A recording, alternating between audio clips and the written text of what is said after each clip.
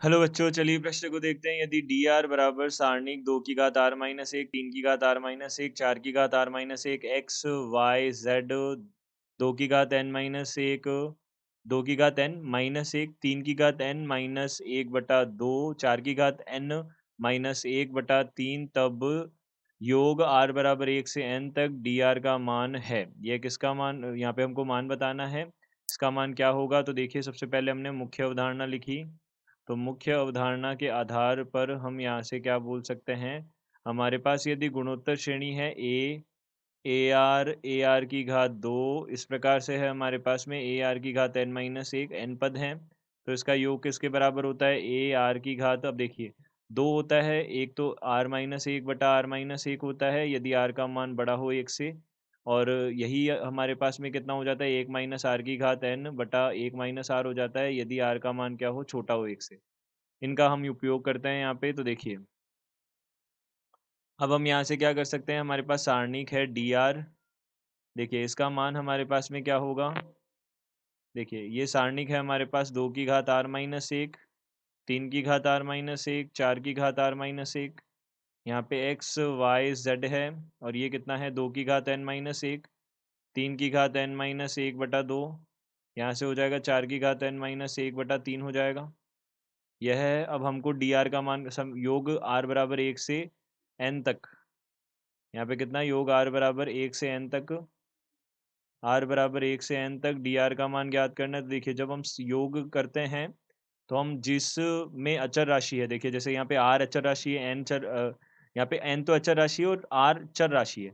Are का मान परिवर्तित हो रहा है, तो आर हम क्या करेंगे? यहाँ पे आर का मान बदलता जाएगा। तो जो हमारे पास में परिवर्तित होने वाली राशि है, यदि वह केवल एक पंक्ति में है, तो उस पंक्ति में हम केवल क्या कर देते हैं? योग कर देते हैं, और बाकी किसी पंक्ति के साथ कोई भी छेड़छाड़ नहीं करते। तो हमने यहाँ से क्या किया? योग यहाँ पे कितना कर दिया? आर बराबर एक से लेके एन तक है।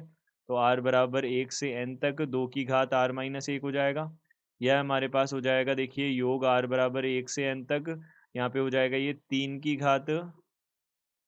घात आर माइनस एक हो जाएगा, और योग आर बराबर एक से एन तक, यह हमारे पास कितना हो जाएगा? 4 की घात आर माइनस एक हो जाएगा। यह हमारे पास बन जाएगा। अब इसी प्रकार से हमारे पास में और कौन कौन से पद हैं? एक्स वाई जेड है, यहाँ पे एक्स वाई जेड है, और इसी के साथ यहाँ पे हमारे पास कितना है? 2 की घात एन माइनस एक, यहाँ पे हमारे पास क्या है? 3 की घात एन माइनस एक बटा दो, और यहाँ से कितना है? 4 की घात एन माइनस एक बटा तीन है। यह है हमारे पास में। तो देखिए, ये हमारे पास में, अब इसका योग करेंगे तो देखिए, हम अलग से क्या कर लेते हैं? ये आर बराबर एक से लेके एन तक 2 की घात आर माइनस एक का मान ज्ञात कर लेते हैं। ये हो जाएगा 2 की घात जीरो, 2 की घात एक, 2 की घात दो, इस प्रकार से कहाँ तक हो जाएगा? 2 की घात एन माइनस एक तक हो जाएगा। तो हमने इसका योग किया तो कितना बनेगा? देखिए, एन पद ही है, तो योग करेंगे तो कितना आ जाएगा हमारे पास में? देखिए, प्रथम पद तो एक हो गया, तो ए, यहाँ पे आर की घात, आर क्या है? दो, एक से बड़ा है, तो 2 की घात एन माइनस एक बटा, यहाँ पे कितना हो जाएगा? 2 माइनस एक हो जाएगा। तो यहाँ से कितना बन जाएगा? 2 की घात एन माइनस एक बटा ये 2 की घात एन माइनस एक ही बन जाएगा।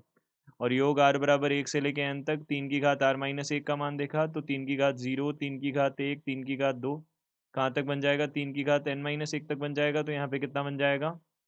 एक, यहाँ पे 3 की घात एन माइनस एक बटा तीन माइनस एक कितना हो जाएगा? दो। इसी प्रकार से आर बराबर एक से लेके एन तक है 3 की घात, अब देखिए यहाँ पे 4 की घात आर माइनस एक है, तो 4 की घात जीरो, 4 की घात एक, 4 की घात दो, प्लस डेड डैश कहाँ तक जाएगा? 4 की घात एन माइनस एक तक जाएगा। तो यहाँ पे 4 की घात एन माइनस एक बटा कितना हो जाएगा? तीन हो जाएगा। यह बन जाएगा। तो यह हमने देखा, तो तीसरी पंक्ति से मिलेगा ये मान।